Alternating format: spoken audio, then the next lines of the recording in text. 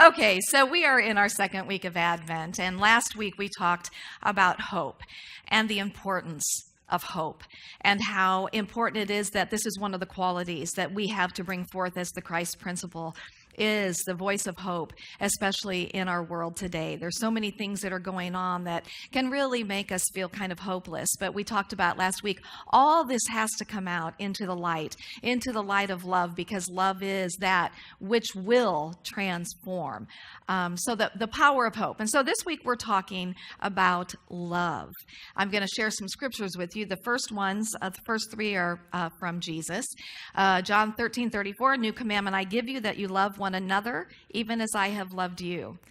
1 John 3:18, little children, let us love, not in word or speech, but in truth and action. Matthew 22, 37, and 39. You shall love the Lord your God with all your heart, with all your soul, with all your mind, and you shall love your neighbor as yourself. And the thing I love about this scripture is that he tells us in the scripture how to love God. So he says, love the God with all your heart, mind, soul, and strength, and you love God by loving your neighbor as you love yourself. And we're going to talk a little bit more about that. Galatians 5:22-23 says, the fruit of the Spirit is love, joy, peace, patience, kindness, generosity, faithfulness, gentleness, and self-control. That's a big one, huh? Self-control. 1 Corinthians 13:1-3, if I speak in the tongues of men and of angels, but have not love, then I am a noisy gong or a clanging cymbal. And if I have prophetic powers and understand all mysteries and all knowledge, and if I have all faith so as to remove mountains, but have not love, I am nothing. If I give away all I have, and I deliver my body up to be burned, but have not love, I am nothing. Love is patient. Love is kind. Love is not envious or boastful or arrogant or rude. It does not insist on its own way. It is not irritable or resentful. It does not rejoice in wrongdoing, but rejoices in the truth. It bears all things, believes all things, hopes all things, and endures all things. 1 Corinthians 1:13 says, now faith, hope, and love abide. These three, but the greatest of these is love. 1 John 4:8 says, God is love. So we start with hope, the hope of something better. And then we focus on this power of love and on love bringing this hope into manifestation in our world, in our lives, and in the world. So, when we look at the biblical story of the birth of Jesus, what we see is that, Mary birthed Jesus. She birthed the baby who turned into the man Jesus, who became for us the great master teacher, the Christ principle. But Mary brought forth Jesus through her love. And it was not necessarily the love of this child, but it was the love that preceded the new life. It was the love that prepared the vessel. In the apocryphal Gospels, it tells us that Mary was dedicated to the temple at the age of 3, and she remained there until she was 14. Now, metaphysically, Mary represents the soul that magnifies the Lord daily in the temple, and through its devotions prepares itself for the higher life. So what that represents for us, again, is the soul that magnifies the Lord daily in the temple. When we are doing our spiritual work, when we're remembering not just to do it in the morning, but we're bringing this in to our everyday life. We're magnifying God in the temple. And through its devotions, it prepares us for this higher life, really for the highest life. So Mary was really the epitome of the first great commandment, of the first part of it, which is love the Lord your God with all your heart, all your mind, all your soul, and all your strength. And that in and of itself is what prepares us for this Christ principle to emerge in a grander way, in a broader way, not a more broad, but in a broader way. Okay, so Mary brought this Christ principle forth, and seated in every one of us is this Christ principle. It's our spiritual DNA. And it's, Jesus, he talked about this all the time in his messages, about the kingdom is right here. It is within you. It is actually who and what we are. And in our Soulful Saturday yesterday, we watched another Gene Houston video. And in this video, Gene Houston talked about a word called entelechy. Entelechy in philosophy is that which realizes or makes actual what is otherwise merely potential. This entelechy for us is our divine essence. It's our divine beingness. And actually Aristotle is who coined the term entelechy. And so saying that, the acorn, the entelechy of the acorn is to be the grand oak tree. The entelechy of a baby is to become an adult. And so our entelechy is to become that Christ principle, like Charles Fillmore talked about, to become the Christ principle in action. Now, our entelechy also holds, and I don't want to say our purpose in life, because I think we have many purposes in life, but it holds our purposes in life. But I believe our greatest purpose, you guys, is to allow this Christ principle to emerge in us, as us, and through us. And today in particular, we're talking about that in the realm of this love that Jesus talked about all the time, this love that he showed everywhere that he went, to everybody that he saw. He showed it through forgiveness. He showed it through kindness and compassion. He showed it through oneness.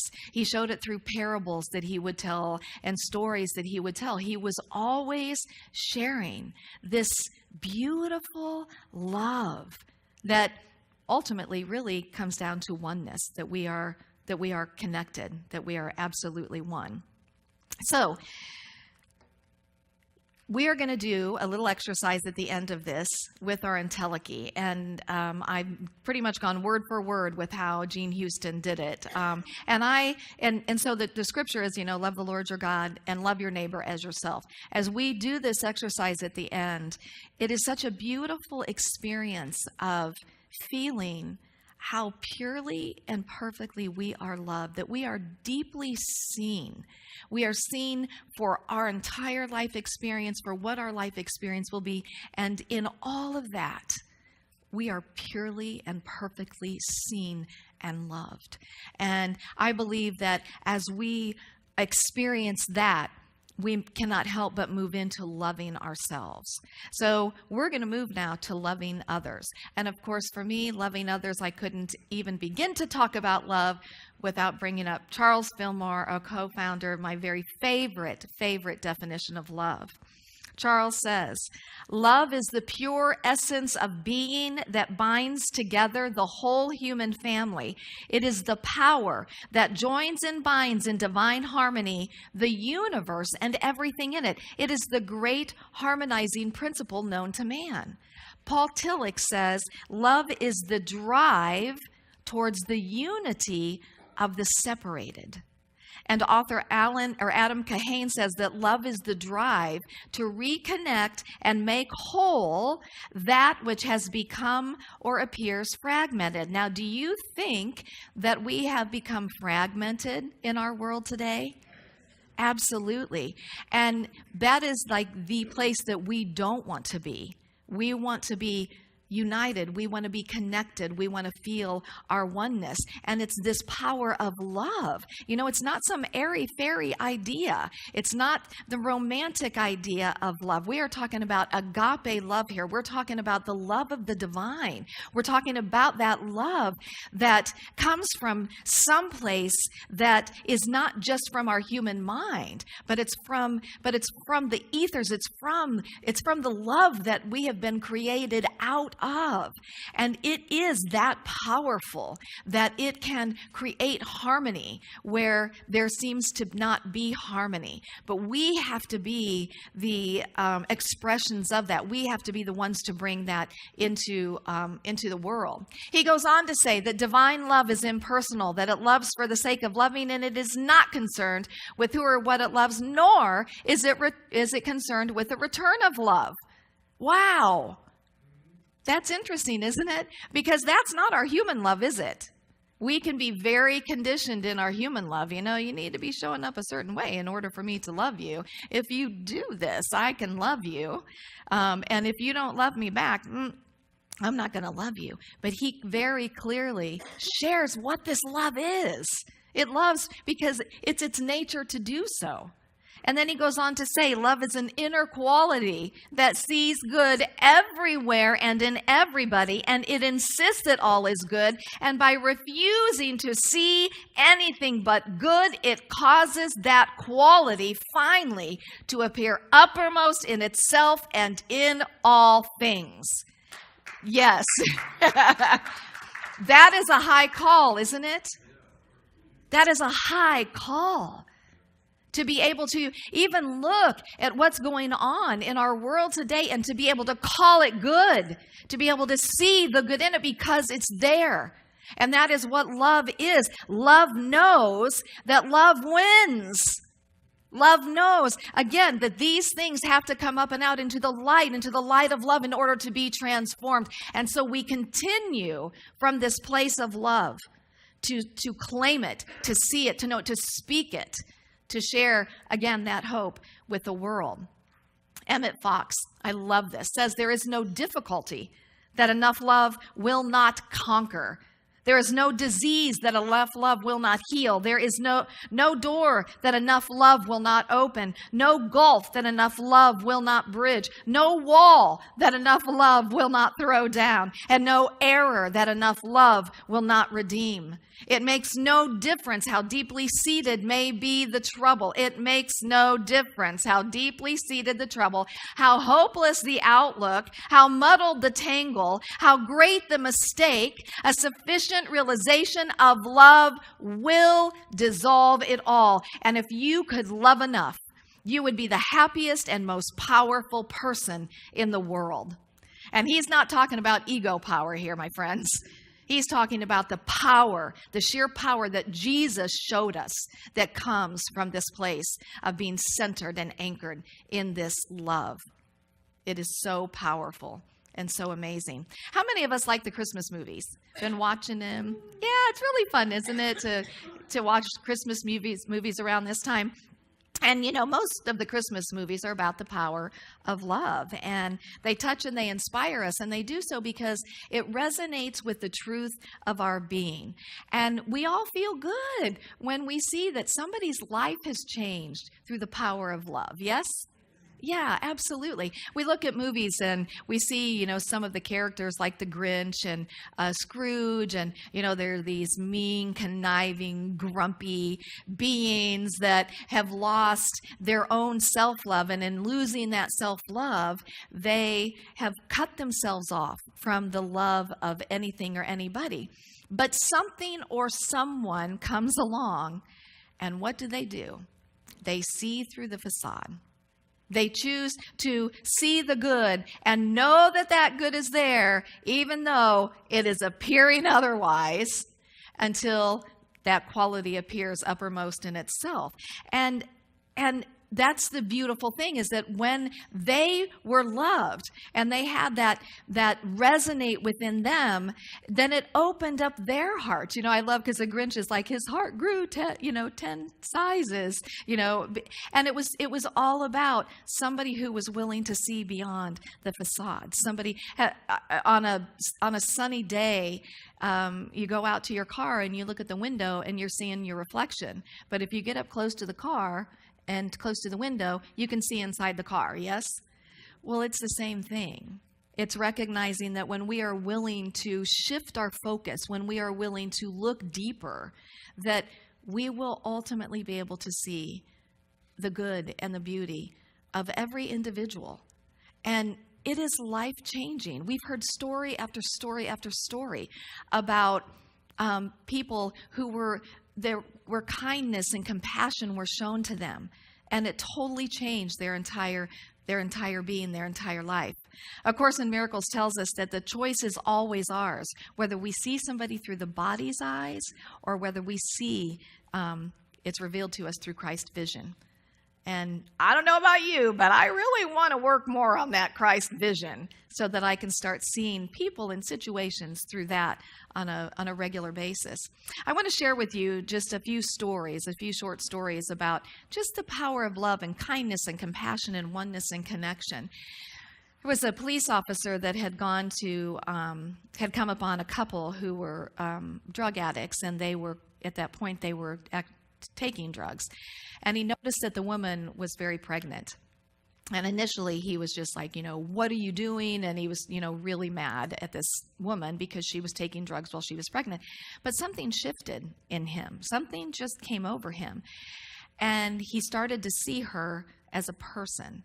And he saw her fear. He saw that she, for whatever reason, she could not get sober. And in those moments, he just said to her, my wife and I will adopt your baby. And that's exactly what they did. There's a little girl. She did have to go through a lot of detox, but, they have this little girl today. And unfortunately, the woman was not able to get sober.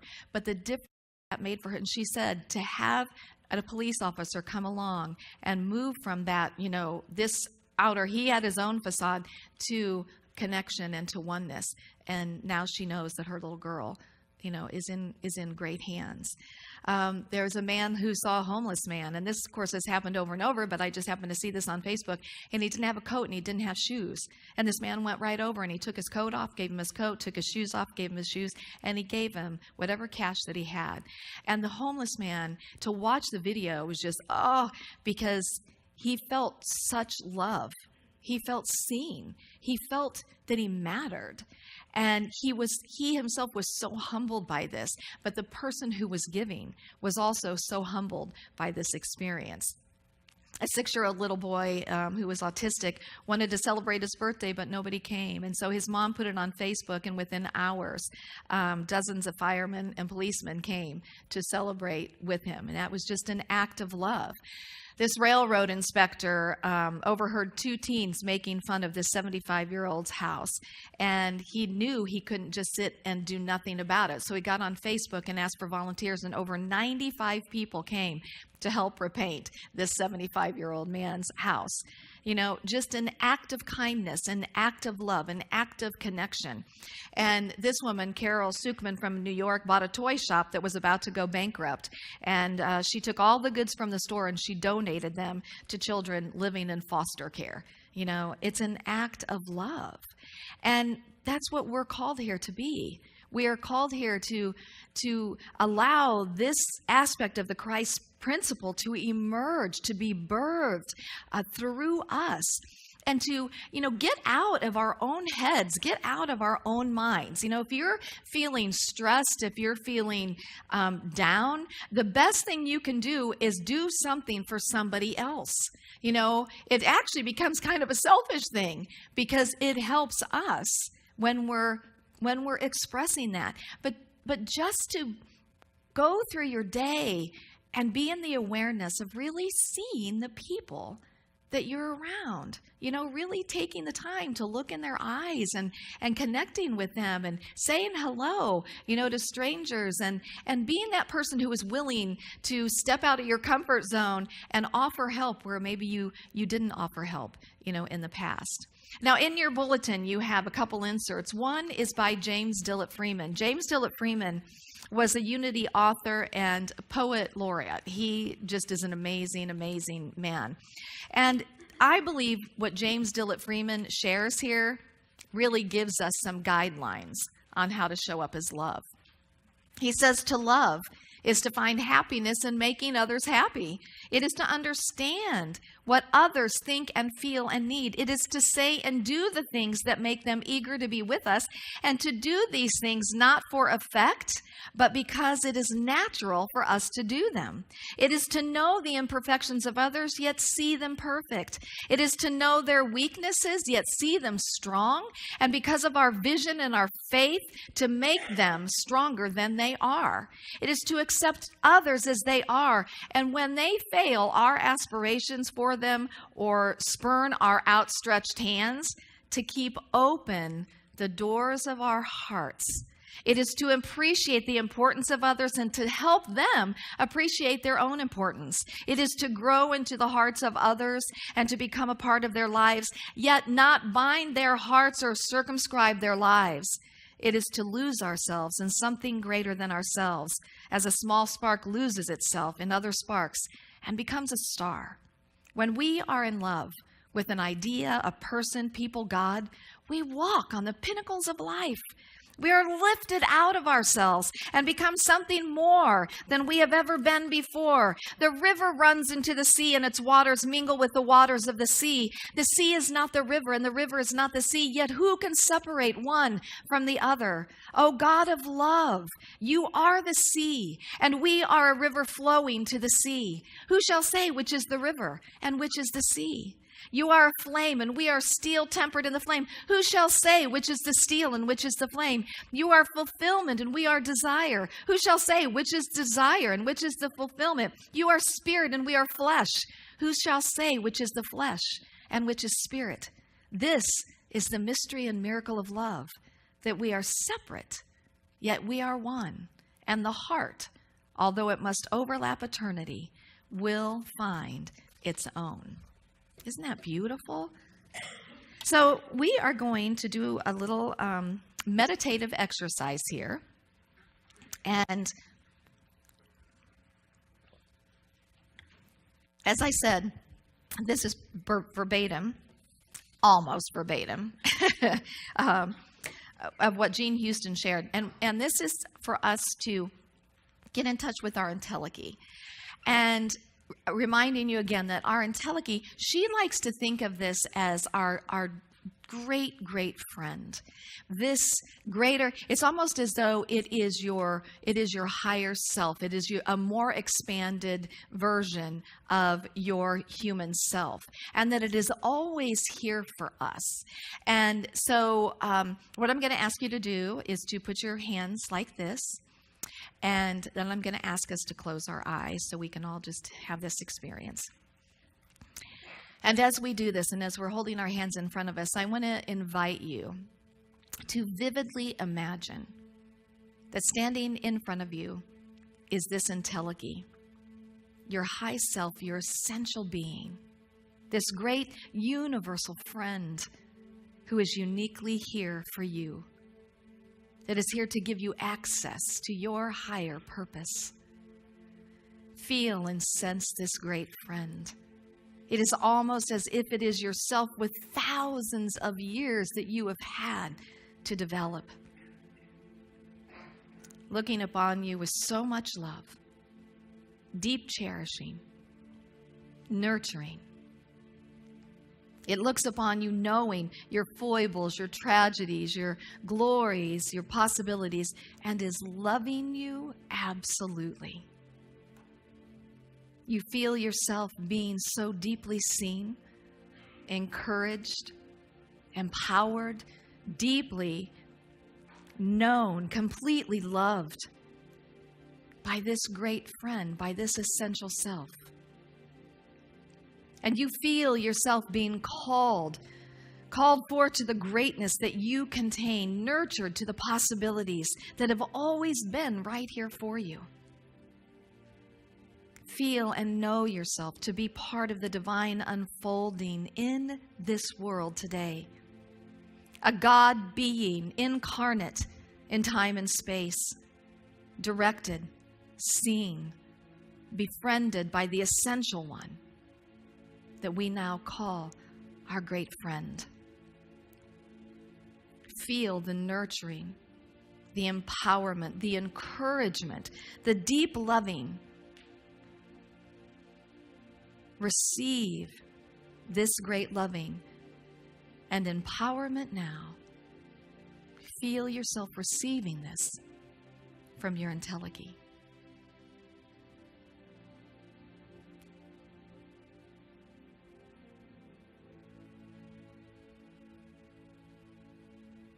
It is saying to you, in you, I am well pleased. There is nothing that you have ever done, ever said, that could take you outside the realm of this pure and perfect love. You are completely loved and embraced and seen right now.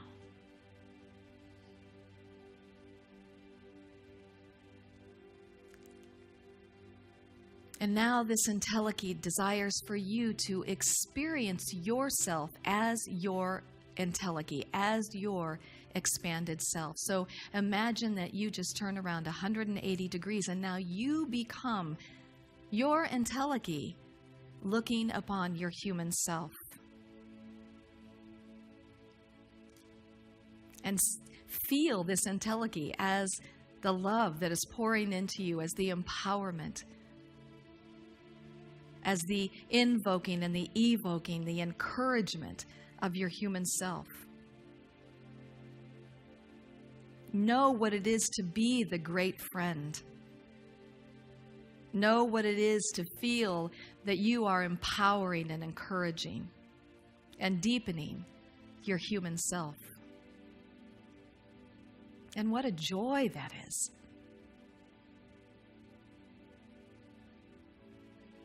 And feel your human self just receiving. And I'm going to invite your entelechy just to merge with your human self. Feel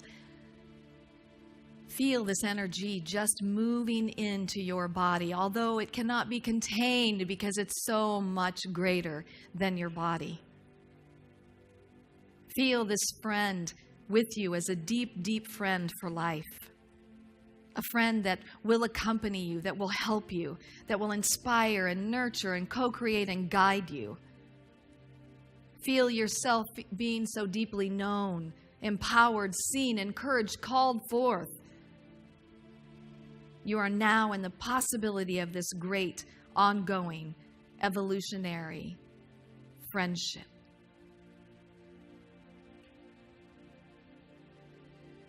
You are now so loved, so cherished, so nurtured, so at one with your entelechy. And what you know at this moment is that just as you are seen, now it is your turn to see others this way. To see through the eyes of your entelechy, to see through the eyes of love. To fill your mind with this love, that your thoughts are saturated with it, to hear through the filters of love. To speak words that uplift and empower, that create oneness and connection, kindness and compassion. And to take action that brings this love more fully into the world.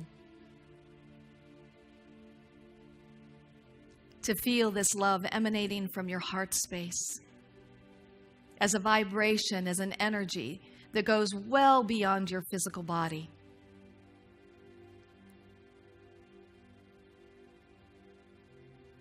And connects with the love of everyone in this room. And it is so huge that it just bursts out of this building and out into our community and just spills over. And people don't even know what's hitting them at this moment. There's so much love. And something is waking up in them. And then they give it out and it ripples out. All because you have chosen to let your love shine. So as we come back, I invite you to anchor into this. Feel yourself deeply rooted in this. Feel your entelechy with you. Know you are never alone. Take in a nice deep breath. Audible sigh. And whenever you feel like it, open your eyes.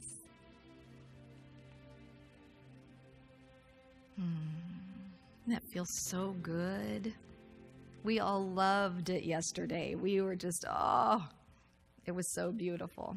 So we're going to end today, another insert, but this will also be on the screen, and that is 1 Person Corinthians. When I live as love. So together, when I live as love, I am patient, I am kind, I do not envy, I do not boast, I am not proud, I am not rude, I am not self-seeking, I am not easily angered, I keep no record of wrongs, I do not delight in evil, but I rejoice with the truth. I always protect, I always trust, I always hope, and I always persevere.